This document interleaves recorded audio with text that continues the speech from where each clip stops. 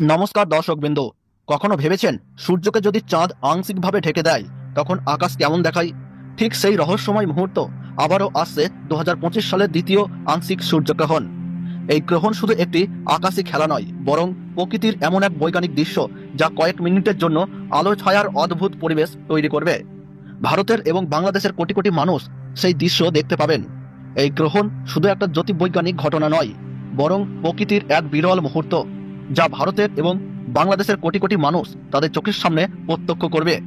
আংশিক সূর্যগ্রহণ তখনই ঘটে যখন চাঁদ সূর্যের সামনে এসে পড়ে, কিন্তু পুরোটা ঢেকে দিতে পারে না। ফলে সূর্যের একটি অংশ যেন কেউ কামড়ে খেয়ে ফেলছে। ঠিক সেই রকম দৃশ্য দেখা যায়। আকাশের আলো হঠাৎ করে ফিকে হয়ে যায়, চারপাশে অদ্ভুত এক পরিবেশ তৈরি হয়। সেই মুহূর্তগুলো আমাদের মনে করিয়ে দেয় আমরা কত ছোট আর মহাবিশ্ব কত বিশাল।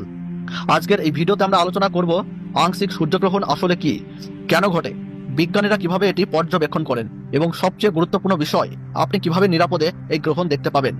অনেক ভুল ধারণা, নানা কুসংস্কার এই গ্রহণকে ঘিরে এখনো প্রচলিত আছে। আমরা সেগুলো ভাঙবো আর আপনাদের জন্য আনবো বাস্তব সত্য ও টিপস। ভিডিওটা ভালো লেগে থাকলে একটা লাইক দিন, আপনার মতামত জানাতে কমেন্ট করতে ভুলবেন না। বন্ধুদের সাথেও শেয়ার করে দিন যাতে তারাও নিরাপদে দেখতে পারে এই মহাজাগতিক দৃশ্য। আর নতুন নতুন আপডেট পেতে চ্যানেলটি সাবস্ক্রাইব করে পাশে থাকা বেল বাটনটি ক্লিক করে রাখুন। তাহলে চলুন আজকের ভিডিওতে শুরু করি এই রোমাঞ্চকর মহাজাগতিক যাত্রা। আংশিক সূর্যগ্রহণ হয় যখন চাঁদ সূর্য ও পৃথিবীর মাঝে এসে সূর্যের পুরোটা না ঢেকে শুধু আংশিক অংশ ঢেকে ফেলে। তাই সূর্যের এক অংশ ঢাকা পড়ে, আরেক অংশ দৃশ্যমান থাকে। একেই বলে আংশিক বা খণ্ডগ্রাস সূর্যগ্রহণ। গ্রহণের সময় গর্ভবতী মহিলাদের বাইরে না বের হতে বলা হয়।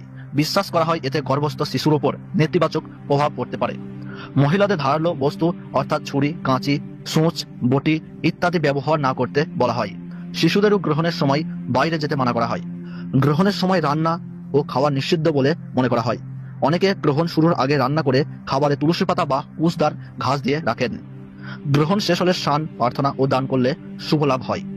ভারতীয় সঠিক সময়সূচি অনুযায়ী এই সূর্যগ্রহণ শুরু হচ্ছে 21শে সেপ্টেম্বর রবিবার রাত্রি 11টার সময় এবং গ্রহণের মধ্য সময় থাকছে রাত্রি 1:12।